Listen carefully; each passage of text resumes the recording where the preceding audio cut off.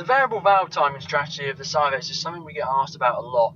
How do you set up the latch angles and the offsets, and how does it all work? So the purpose of this video is to basically go over that so people can get an understanding of how that works and how we can go about setting it up. Now basically what we've actually got on the default S-Suite software, if you go to gauges up here and then go to variable valve timing, it'll basically open up actually all the windows that you really need to be looking at. Okay? So the first thing to do is obviously to establish what the setup of the car is. So this particular car which I'm sat in at the moment is a BMW N54 engine. So if we go to the IO configuration and pin assignments, we can see that we've got a cam exhaust sensor position sensor assigned and a variable intake position sensor assigned. Now the variable intake for the cam on the intake side is also what we use for the phase detection. I have to go over that in another video about setting up the manual cam checklist.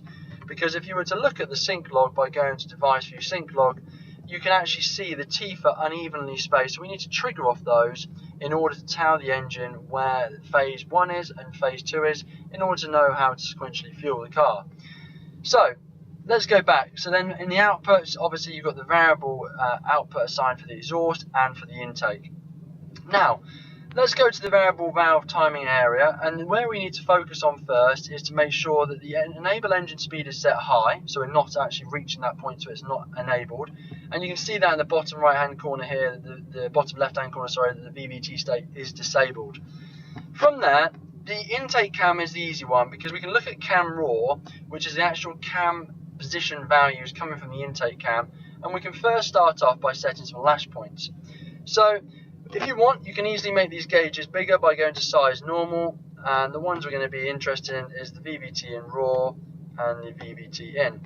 So basically what we need to do now is establish the angles where the cams are. So you can actually see that the ECU, the FPGA, is basically reporting to us that we have cam angles happening at 24 degrees and 423 degrees. So a good starting point is to use 2 latch points. You get quite a good resolution of data that way, and it's good for having the PID strategy with the update rates, etc. So what I would suggest to do, then you go to the VVT latch points. So on this particular car, obviously we need to know how far the cam is going to advance or retard.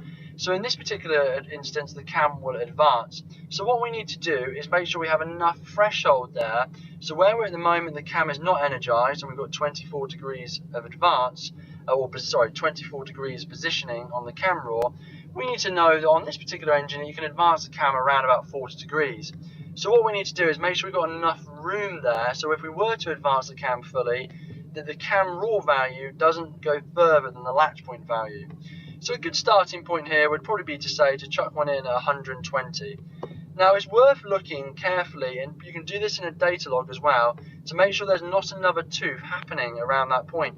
And you can look at that a bit easier by changing the frequency, slowing it down to actually see the values which are coming in on the cam raw. So you can see you've got one at 23, one at 203 and 1423.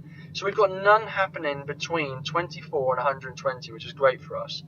So we're going to put a latch point there, and when you do that, you instantly see the VVT1 in raw value is now displaying the value. Okay, so what we've got now is you actually see that the VVT1 in 1 is reading 1 degree. Okay, now the reason for that is because in the offset I've actually got this already populated, but if I was to zero this out, you'll now see that you've got minus 24 in the intake. So we need to make sure, look at the latch point which we use, which is 120, and then in the offset we basically just enter the value which is in the VVT1 in raw.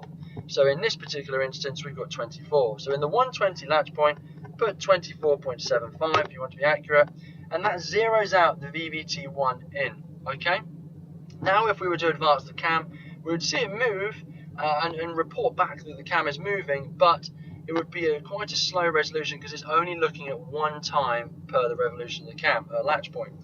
So let's put 2 in there. You can even put 3 in there if you want. So the next cam raw value angle we were seeing was 423. So again, add say 40 degrees onto that. So 463. So let's go 480. So in here, go back to your latch points. 480 we'll put a yes. We'll then see the VVT1 in raw value gets populated with another value. So in the 480 now, we just put in there 423.5, and you can see that the VVT1 again has zeroed out. So once we've done that, what we can then do is look at the exhaust cam, because we're going to have to do that again. Now the exhaust cam becomes a bit more tricky because we haven't got the cam raw value for the exhaust because it's not used part of the phase detection. So a way that we can actually do that is just by trial and error. It's an easy way of doing it. There are other ways of doing it by looking at data log and moving the cam phase to the exhaust cam, but that can sometimes mess around with the 720 detection.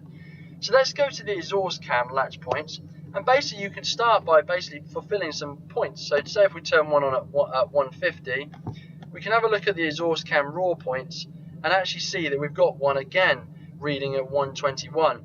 So probably the best thing to do is stick another one at 120 in there, and then what we can do is go into the offset points, go back to the 120, put 21.5 in there, and you'll see again that the exhaust one gets zeroed out.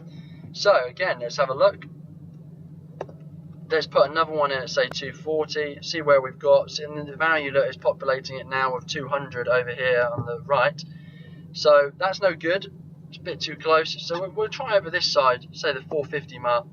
Okay, so we've got one that's reading at 421 on the cam angle, so basically want to add some movement to that, so let's go to 510. So then we've got the latch point in there, the latch angle then for the 510, we're going to put that as 421, and then you'll see the VVT1 exhaust basically zeroed out. Okay, let's talk about PID control of the closed loop and the variable valve strategy. Now you've got your VVT in and exhaust in locked on to what it needs to be. What you can see is basically you've got your VVT1 now reading 0.25 and the target is 0. Something to be careful with here, if your value is basically greater than the target, what can happen is the integral term of a PID strategy can wind up because it's trying to achieve that target. It constantly is adding and subtracting base duty, and then when you go to pull away from that state, basically the integral is wound up, and if it doesn't get released quickly, you can have a state where the variable valve time is slow to come up. So generally proportional is really the best way to control a variable valve strategy control. So what I would suggest to do first is what you need to do is find your base duty. Now if you were to set your proportional gains to 0, okay, once you've got that all to 0, what you can then do is start to up your base duty value, which you can see coming up here, until you actually see the cam start to move, like there, okay? So once you've got that and it's moving, put that back down, and you know that's a good base starting point. So at this point, this car, a good base starting point is about 40% duty. You can maybe go 42, and you can change that based on load, but 40% is a good starting point. Now what you've got from there then is what you want to achieve after this is basically you want to look at then how you're going to basically fulfill the proportional table. So a good starting point would be to basically start off with say you could put in here, so when the error is -25, sometimes start off with you could have a 40 in here and say a -40 in here, then select all and just math interpolate between them. But generally what you find is that in the slow error areas of like 5 or 10%, you'll find that sometimes the cams need a bit more of a push on duty in order to get them to move. So you'll see there in the way that I've just undone, I pressed the U button and undone how I had it before, basically you can see that in that area around the -5, I have quite a big jump in there, and then after that it then settles out.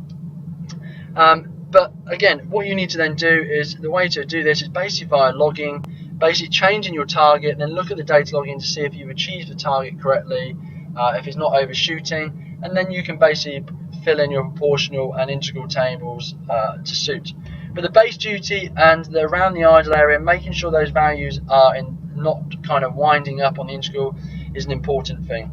And then after that, you've basically fulfilled your target tables. You can put in your target tables what you want to achieve. So you can see there when we just did that, then the actual proportional was a bit too aggressive on the higher error because it overshot the target, which you can see if I was to change the scale and make this so it's a bit more obvious. If I was to put this back to 0 and then bump this up to 30 again, you'll see it overshot and then it came back down. So basically proportional in the large areas of error is basically too aggressive. So we can come down to proportional and look into this area again. Let's just start off by basically putting this at 10. Sorry, 20 and then minus 20, and then you can basically do the same test again. Put it back and then bump up again. And now you can see then it doesn't overshoot the target, it comes up nicely, it's about 2 minus off error, and the way then, instead of using a proportional term to try and reach that error then, that's where you'd use the integral term to basically slowly wind up to achieve the target of 30 degrees. So at the moment you can see the error for the VVT in over here is minus 2. So in these areas here you could basically then just pop in here, say 3, minus 3, and you'll see the error slowly then start to decay down as it achieves its target. The integral is the slower term, and you can change that to suit, but generally a lot of the work on this is done by proportional control. The exhaust cam then, same principle. Generally it'd be inverted because when you advance it the values become negative. So if I was to take the proportional values and integral down to 0 and then basically increase the duty, you'll see here you've got the exhaust cam here. If I start to basically increase this value, you'll see the values then start to go up more. So 40 is a good base, and you can bring it down to then bring the exhaust back to there. So you want to find the point at the duty in which, when you start to get to that point, the cam starts to move, which in this particular instance it's about 40, 41 around there. You can see it going there. So 40 is a good starting point, and then again you can populate your proportional integral tables and limit your integral as well to stop it winding up, based on what I was saying at the start.